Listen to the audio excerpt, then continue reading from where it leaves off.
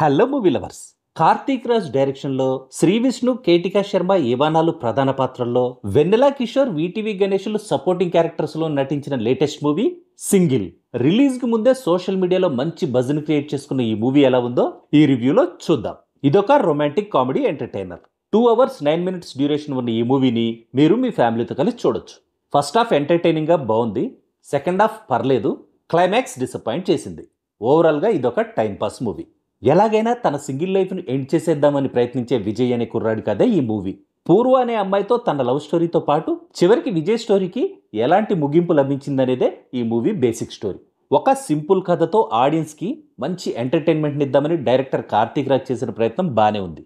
కానీ తన ప్రయత్నంలో తను కంప్లీట్గా సక్సెస్ అవ్వలేకపోయాడు. మూవీలో ఫన్ ఉంది, మంచి కామెడీ సీన్స్ కూడా ఉన్నాయి. కానీ ఎంటర్టైనింగ్గా నడిచే మూవీలో హడావిడిగా అనవసరంగా ఎమోషనల్ యాంగిల్ని మిక్స్ చేసి మూవీని అటు ఇటు కాకుండా చేసేయడం వల్ల మూవీ స్టార్టింగ్ నుంచి ఎండింగ్ వరకు కన్సిస్టెంట్గా ఆడియన్స్ను ఎంటర్టైన్ చేయలేకపోయాడు.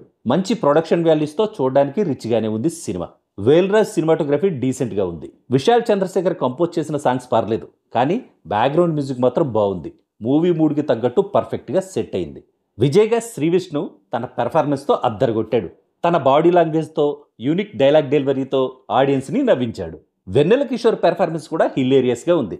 శ్రీ విష్ణు, వెన్నెల కిషోర్లు ఇద్దరూ తమ కామెడీ టైమింగ్తో, వన్ లైనర్ పంచులతో ఆడియన్స్ని ఫుల్ ఎంటర్టైన్ చేశారు. హీరోయిన్గా కేటికా శర్మ కూడా పర్లేదు, కానీ తన క్యారెక్టర్ను సరిగా డిజైన్ చేయకపోవడం వల్ల ఈ మూవీలో తనేమంత పెద్దగా ఇంపాక్ట్ క్రియేట్ చేయలేకపోయింది. ఇవానా స్క్రీన్ ప్రెజెన్స్ బాగుంది, తన యాక్టింగ్ కూడా బాగుంది. వీటీవీ గణేష్ను సరిగా యూజ్ చేసుకోలేదు డైరెక్టర్. రాజేంద్ర ప్రసాద్ క్యారెక్టర్ అయితే పరమ వేస్ట్ ఈ సినిమాలో. కమెడియన్ సత్య కనపడగానే మాయమైపోయేంత చిన్న రోల్ చేశాడు. ఆ క్యారెక్టరు ఉన్నా ఒకటే లేకపోయినా ఒకటే అనిపించింది నాకైతే. ఫైనల్గా చెప్పాలంటే ఇదొక టైంపాస్ మూవీ. థియేటర్స్లో కన్నా ఓటీటీలో రిలీజ్ అయినప్పుడు చూడడమే బెటర్ అని నా ఒపీనియన్. థియేటర్స్లో చూడాలనుకునే వాళ్ళు శ్రీ విష్ణు, వెన్నెల కిషోర్ కామెడీ కోసం ఒకసారి ట్రై చేయొచ్చు. That's all in this review friends. మళ్ళీ నెక్స్ట్ రివ్యూలో కలుసుకుందాం. Thank you for watching.